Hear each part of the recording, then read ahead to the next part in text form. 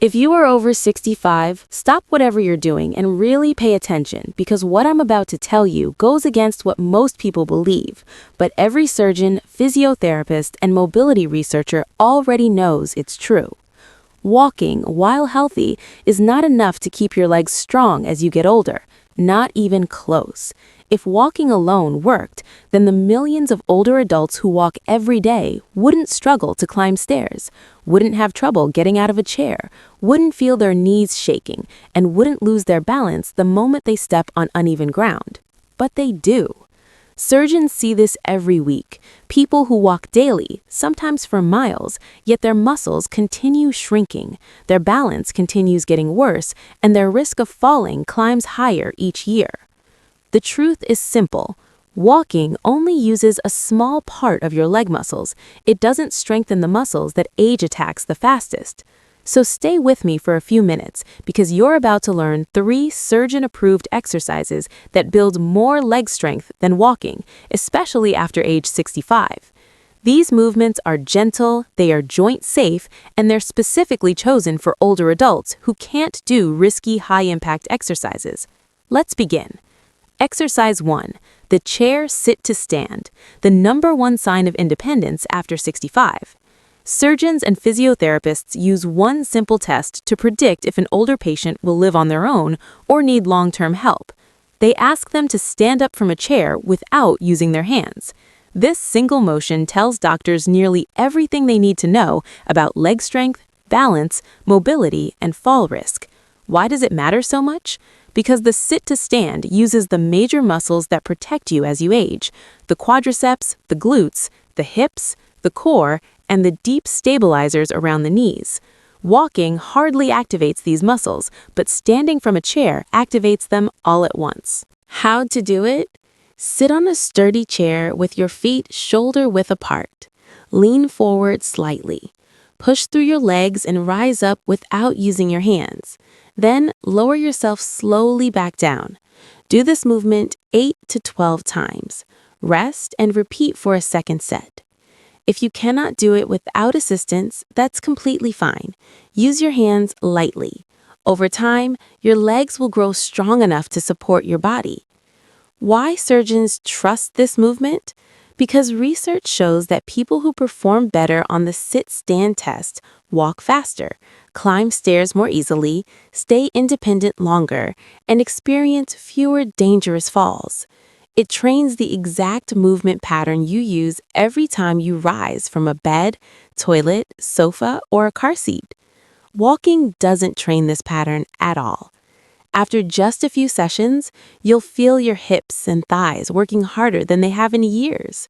Within weeks, standing becomes easier. Within a few months, you'll feel safer and stronger in every daily task. Exercise 2. Heel raises, the calf exercise that reduces fall risk by 30%. When people talk about leg strength, they usually mention thighs and hips. But the calves, the muscles at the back of your lower legs, are the forgotten heroes of mobility.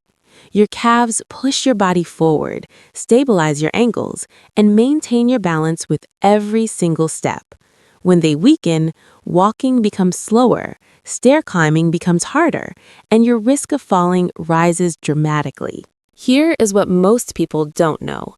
After 65, calf muscles shrink faster than almost any other muscle in the body, and walking does not strengthen them enough to stop this. That's why surgeons call the calves the second heart. They pump upward and keep your legs moving with power and stability. How to do it? Stand near a wall or chair. Rise onto your toes as high as you comfortably can.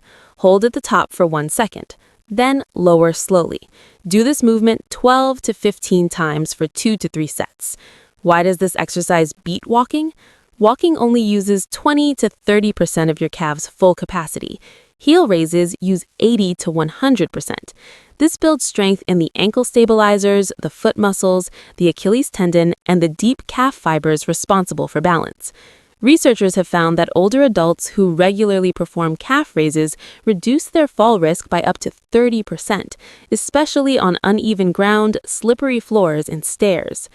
As the weeks pass, you'll notice your steps becoming lighter, quicker, and more stable. Your ankles feel more secure, and walking long distances becomes easier. Not because you're walking more, but because your muscles are finally strong enough to support you. Exercise 3. Knee lift marching, the hip strength movement that walking cannot replace. One of the biggest mobility problems surgeons see after 65 is hip flexor weakness. These are the muscles that lift your legs. They help you step into a car, climb stairs, lift your feet over curbs, and avoid tripping. When these muscles get weak, people start shuffling. Their feet don't lift high enough. They trip over small obstacles, and their balance gets much worse. Walking does almost nothing to strengthen hip flexors. This is why so many older adults who walk daily still struggle with stairs or stepping over simple objects. How to do marching knee lifts. Hold the back of a chair or counter. Lift one knee to hip height or as high as you comfortably can. Lower it slowly. Switch legs. Repeat 10 to 15 times per side. Do 2 sets. Why do surgeons rely on this movement? Because it strengthens the muscles responsible for safe, stable walking. It keeps your toes from dragging. It retrains your nervous system to lift your feet higher, reducing tripping risk dramatically. It builds the deep pelvic muscles that protect your spine and hips. If this feels difficult at first, that's a sign these muscles have been ignored, not a sign that you're too weak to try. With regular practice, marching knee lifts restore confidence in every step you take. Why are these 3 exercises more effective than walking alone? Let's be clear, walking is good. It's healthy. It's important for your heart, lungs, and circulation. But walking does not stop muscle loss. And after 65, muscle loss speeds up every year unless you actively strengthen your body. Here's the difference. Walking improves endurance. These exercises improve strength.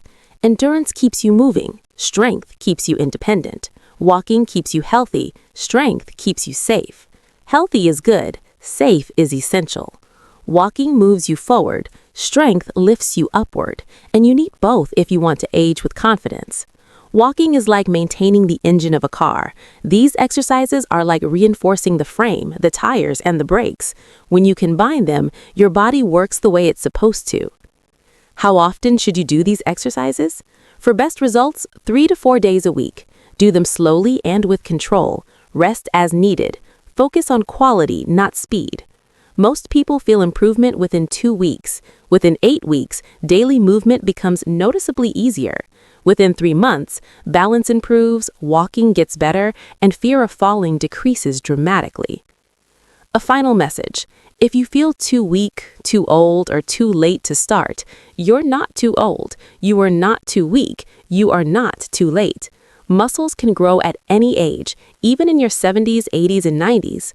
Dr. Jody Whitaker and your physical therapist see this every week. Research proves it. Your body is not failing you. It simply hasn't been giving the right signals. Walking sends one signal. These 3 exercises give the missing signals. Do them regularly. Do them safely. Do them with patience, and you will feel your strength return step by step, day by day. Your independence depends on your legs. Your future depends on what you do.